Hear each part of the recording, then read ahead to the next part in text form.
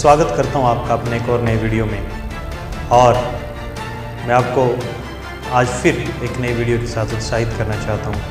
आजकल एक मुद्दा जो है समय समय पर रहकर उठता रहता है और हर बार जो है हम इन चीज़ों को देखते हैं कि ईसाई बनने पर कितना पैसा मिलता है। आज मैं पूरा आपको वो कच्चा चिट्ठा खोलने वाला हूं कि ईसाई बनने पर आखिरकार कितना पैसा मिलता है।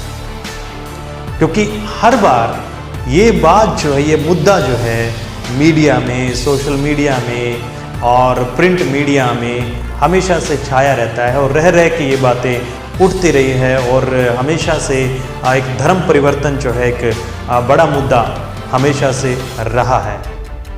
और आज इसी विषय पर हम बात करने वाले हैं कि ईसाई बनने पर आखिर कितना पैसा मिलता है।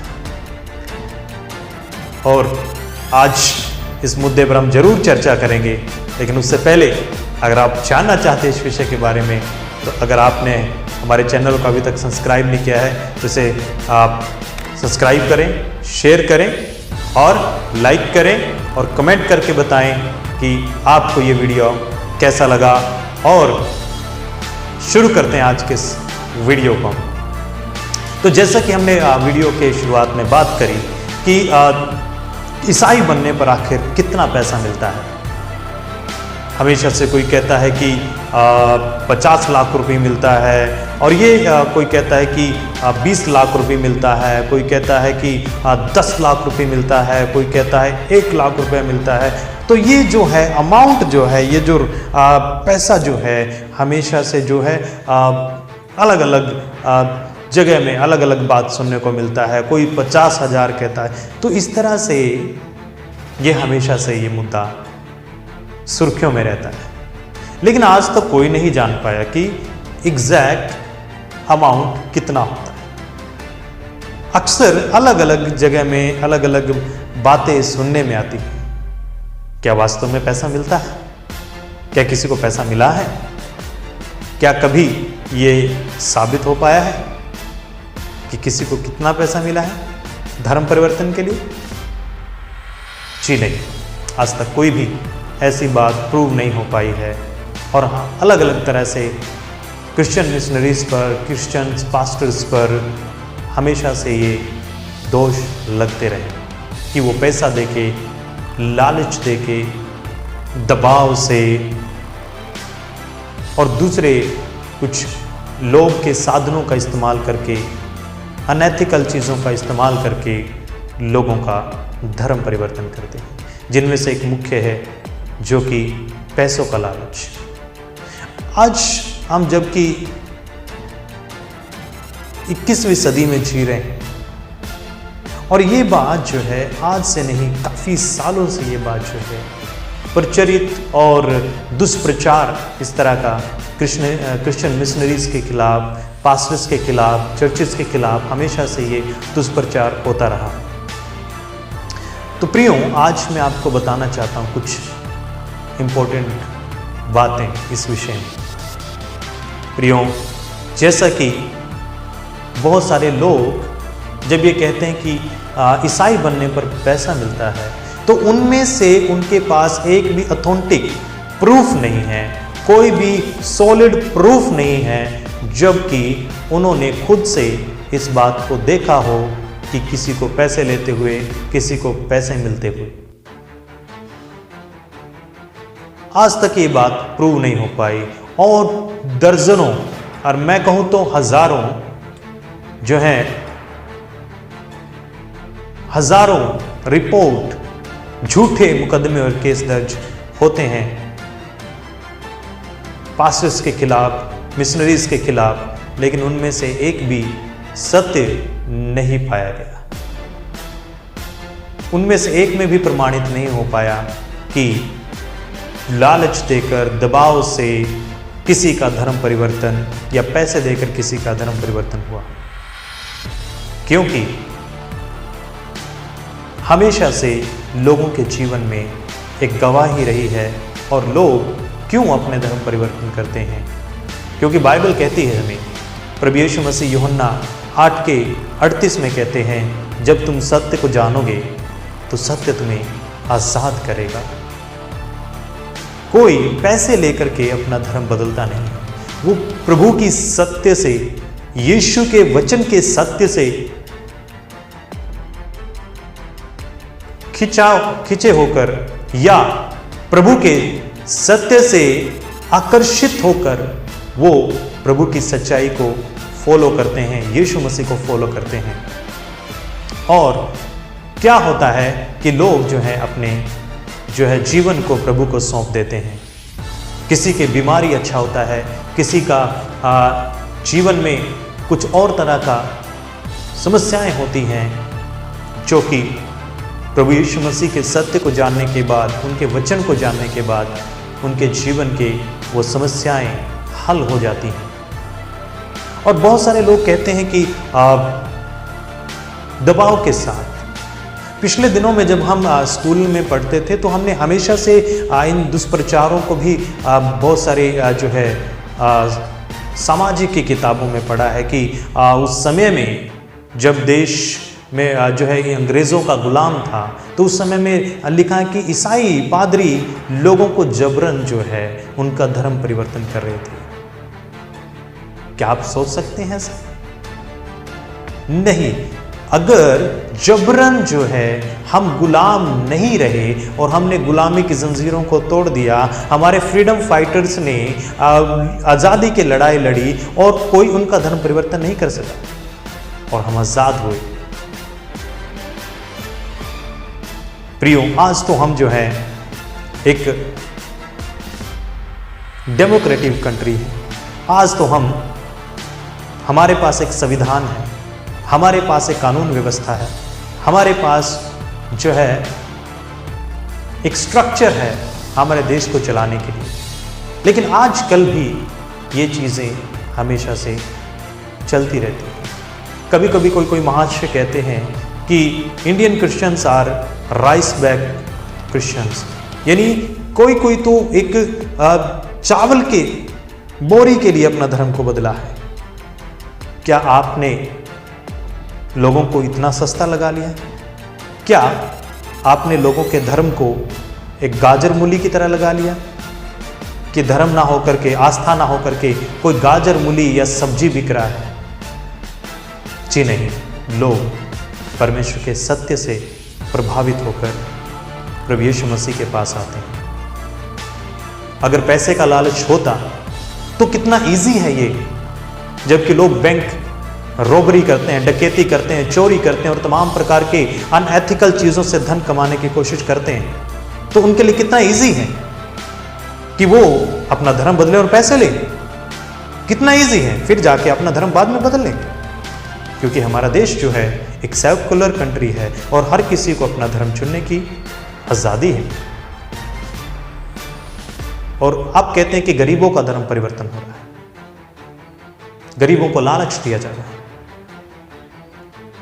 क्रिश्चियनिटी गरीबों का धर्म। चलो मान लेते हैं कि वो अनपढ़ हैं, वो गरीब हैं, इसलिए वो अपना धर्म बदल रहे हैं। लेकिन उनके लिए क्या, जो बड़े बड़े सेलिब्रिटीज़ जो आज प्रभु यीशु मसीह के पास आ रहे हैं, जैसे जॉनी लीवर और लारा दत्ता और राखी सावंत और भी बहुत सारे लोग जिनके जीवन में प्रभु ने कार्य किया, नगमा, ऐसे बॉलीवुड के जो स्टार्स हैं, वो सेलिब्रिटीज़ हैं, वो अपना धर्म क्यों बदल रहे हैं? वो क्यों यीशु मसीह की गवाही दे रहे हैं? वो क्यों यीशु के बारे में प्रचार कर रहे हैं? क्या उनके पास पैसे की कमी है? क्या उनको भी पैसा मिला? या फिर आप जो इस तरह का दुष्प्रचार कर रहे हैं, इस तरह के आप नफरती बयानबाजी कर रहे हैं, क्या आप समझते हैं कि आप दूसरों से ज़्यादा बुद्धिमान हैं? आप दूसरों से ज़्यादा आप शिक्षित हैं? आप दूसरों से ज़्यादा सभ्य हैं? जी नहीं, क्योंकि आप अपने पॉलिटिकल वर्चस्व को कायम करने के लिए इन चीज़ों को करते हैं, या अपना दबदबा बनाकर रखने के लिए, दूसरों को अपने प्रभाव में रखने के लिए आप इस तरह की बयानबाजी करते हैं। और आप लोगों को कह रहे हैं कि वो कितने मूर्ख हैं कि वो चावल के लिए अपना धर्म परिवर्तन कर लेते हैं, वो कुछ चंद रुपीस के लिए अपना धर्म परिवर्तन कर लेते हैं। वो दबाव से अपना धर्म परिवर्तन कर लेते हैं। कहाँ है दबाव? किधर है दबाव? क्या कोई कमजोर व्यक्ति, क्रिश्चियंस कितने हैं? थोड़ा सा है, कुछ परसेंट हैं, 2% से भी कम है। और आप एक कमजोर तबके को कह रहे हैं कि वो दूसरों के ऊपर दबाव करके उनका धर्म परिवर्तन कर रहे हैं। तो फिर जो मेजोरिटी ऑफ कंट्री है, जहां पर क्रिश्चियन कंट्री है, हमारे कितने देश के यूथ जो है वहां पढ़ाई के लिए जाते हैं, वहां पर काम करने के लिए जाते हैं, तो वो लोग आज भी अपने हिंदू धर्म में जी रहे हैं, अपने जो उनका धर्म है उसमें जी रहे हैं। उनका तो किसी ने धर्म परिवर्तन नहीं किया, उनको तो किसी ने नहीं कहा है। लेकिन आप यहां पर मेजोरिटी में होने के बावजूद ये चीजें घड़ते हैं और कहते हैं, नफरती बयान देते हैं, क्योंकि कोई भी व्यक्ति पैसा से नहीं, दबाव से नहीं, लालच से नहीं, धोखे से नहीं, बल्कि यीशु के सत्य से प्रेरित होकर, बाइबल के सत्य को जानकर और उसके जीवन में परमेश्वर के कार्यों से वो प्रभावित होकर के यीशु मसीह के पास आता है, तब वो प्रभु यीशु मसीह को ग्रहण करता है, पैसा के लिए नहीं। अगर इतना ही पैसा मिलता तो अभी तक के जितने भी मसीह अभी तक यीशु मसीह को ग्रहण किए हैं, वो पता नहीं कितने रीच हो चुके होते और कितना वो लोग जो हैं स्टेबल हो चुके होते। इसलिए मेरे रिक्वेस्ट है आप लोगों से, जो आप इस तरह की बयानबाजी देते हैं, जो इस तरह के आप जहर और नफरती बयान आप देते हैं मीडिया में, आजकल हमारा मीडिया भी इसी तरह की चीजें कर रहा है। क्या है? क्यों आप समाज के अंदर जहर फैला रहे हैं? आप लोग सीरियस हो जाए, क्योंकि आपके इन बयानों से बहुत सारे लोगों का नुकसान होता है, बहुत सारे लोगों का जो है जीवन बर्बाद हो रहा है और बहुत सारे लोगों के जो है जीवनों में समस्याएं आ रही हैं। अगर आप भी सत्य को जानेंगे तो परमेश्वर का सत्य आपको भी आज़ाद करेगा। और जो ये नफरती बयान देते हैं, ये भी जानते हैं कि जिस तरह के ये दोष, झूठे दोष लगा रहे हैं, ऐसा कोई बात नहीं। वास्तव में लोग यीशु के सत्य से प्रेरित होकर उनके सत्य को जानकर उनके पास आते हैं। अगर आप भी उनके पास आएंगे, उनके सत्य को जानेंगे, तो परमेश्वर आपके जीवन में भी वो कार्य करेगा। और कितने लोगों के जीवनों को प्रभु यीशु मसीह ने बदला है। इवन बहुत सारे जो हमारे मिशनरी भाई बहन आकर इस देश में अपने लग्जरीज को छोड़ करके, अपने जो है बहुत सारी जो है लग्जरी जो वो जीवन हुआ उनके देश में जीते थे, वो यहाँ पर आकर प्रभु के कार्य को किए। क्या उनके पास पैसे का कमी था? क्या उनको पैसा मिला? जी नहीं। उन्होंने प्रभु के सत्य को लोगों तक फैलाया, चाहे वो फिर प्रभु के दास ग्राम स्टैन हो, जिनको उनकी सेवकाई के लिए, उनके प्रभु के प्रेम के लिए, उनको और उनके बच्चों को जिंदा जला दिया गया। क्या ये धर्म की रक्षा है? क्या ये सही है? और उनकी पत्नी ने उन सारे दोषियों को माफ भी कर दिया। यह है मसीहत। तो उनको कौन सा पैसा, उनको कौन सा दौलत मिला? क्योंकि वो जानते हैं कि मेरे पति स्वर्ग में हैं, क्योंकि उन्होंने प्रभु के लिए कार्य किया और वो आज भी उन लोगों को दिल से माफ कर चुके। तो ये है वास्तव में प्रेम, और इस प्रेम से प्रभावित होकर के लोग प्रभु में आ रहे हैं। प्रभु के सत्य से प्रभावित होकर लोग प्रभु में आ रहे हैं। इसलिए आप लोग भी उनके सत्य को जानें, क्योंकि ये कार्य प्रभु का है। क्योंकि इसको दबाने के लिए, इसको रोकने के लिए, प्रभु के वचन को दबाने के लिए बहुत सारी कोशिशें, बहुत सारे प्रयत्न किए गए। ये आज से नहीं, ये सदियों से चल रहा है, लेकिन आज तक इस सत्य को कोई दबा नहीं सका, इस कार्य को कोई रोक नहीं सका, क्योंकि ये कार्य नीचे का नहीं, ऊपर का है, क्योंकि इस कार्य को खुद परमेश्वर संचालित करते हैं। सो अगर आप कोई भी हैं, कैसे भी हैं, अगर आप भी प्रभु के सत्य को जानें तो वो आपको भी आज़ाद करेगा। परमेश्वर आपको आशीष दे।